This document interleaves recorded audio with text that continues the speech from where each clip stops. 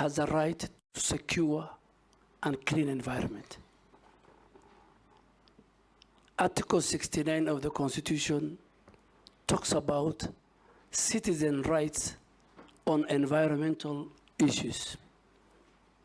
And even Article 70, Mr. Speaker, it is very explicit that if the state or any other actors violate the environmental rights of citizens, it says they can go to a court of law.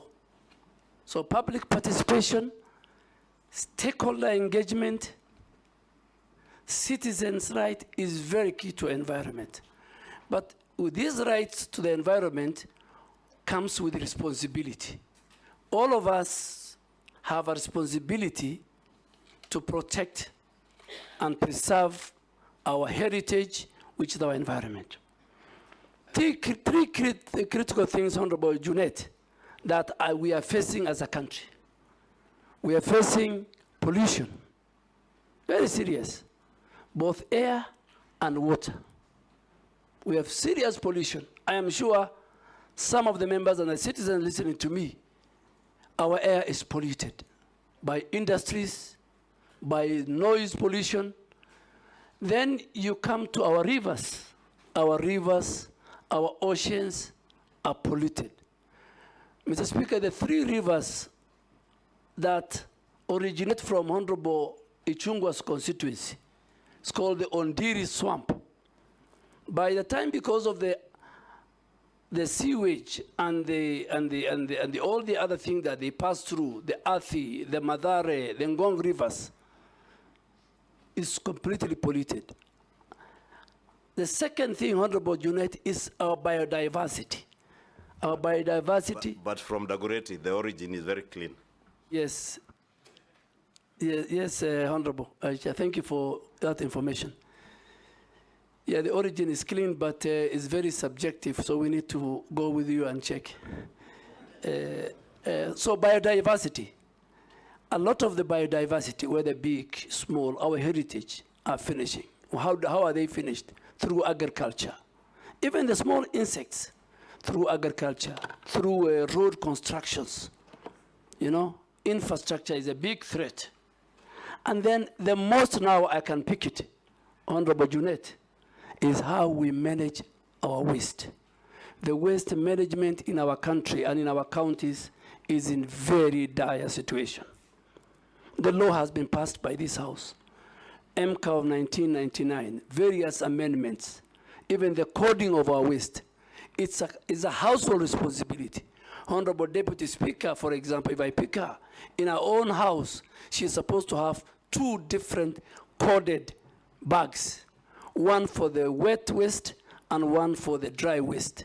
The person picking it is supposed to have 2 different trucks.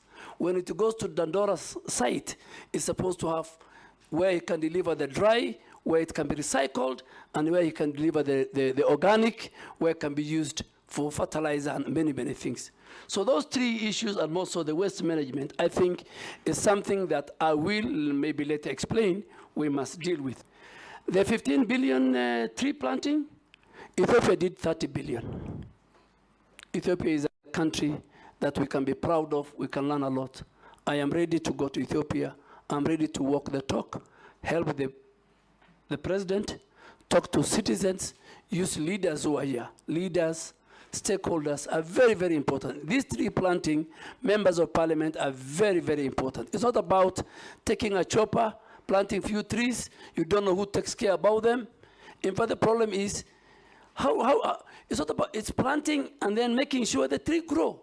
So there is planting and growing. So members of parliament, all of us, the private sector, the public sector, the communities at home, will help us. Thank you.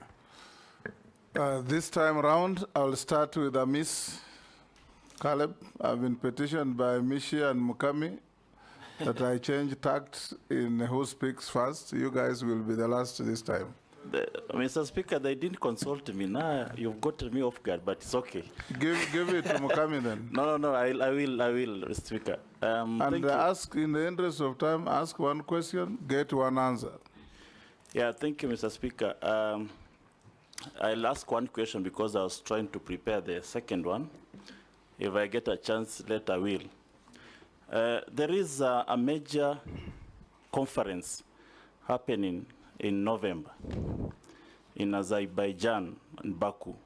Do you know the conference, the name, the history, and how Kenya can tap into such global climate conferences in the fight for climate change?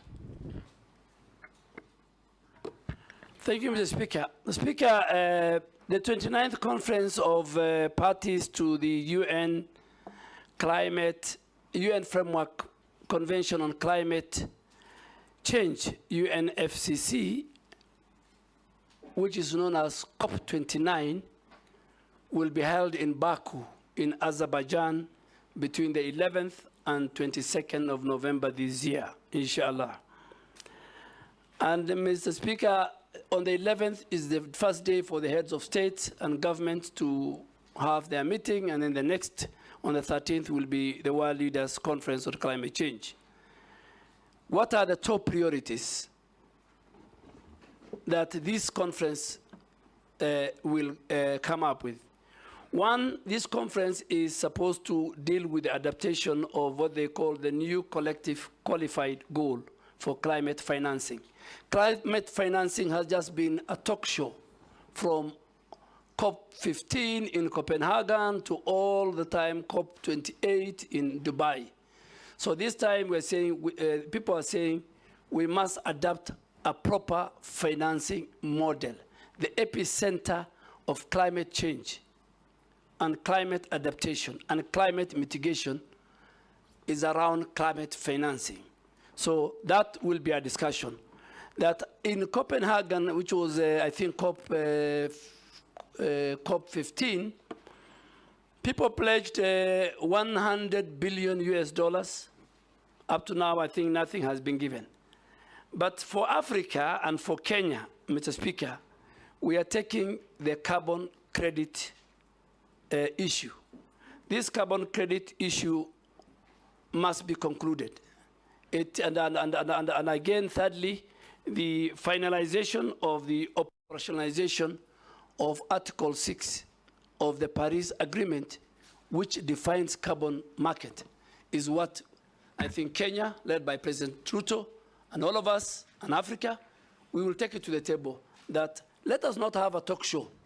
The UN meetings must come with clear, achievable, clear, deliverable for fighting climate mitigation and climate adaptation. Mukami. Speaker, with your permission, kindly, I request to finish the other question with your kind permission. Thank you, because I had to, but it's a privilege of being the first. Thank you, Speaker. I just want to know where the nominee came from, the Military of Defense, because I happen to have served in the Committee of Defense and interacted with the ministry a lot. There is something peculiar that happened that I've not seen, where the public officers use defense choppers, military choppers, and the military artillery to move around the country, putting the risk of the defense and of course the officers. In fact,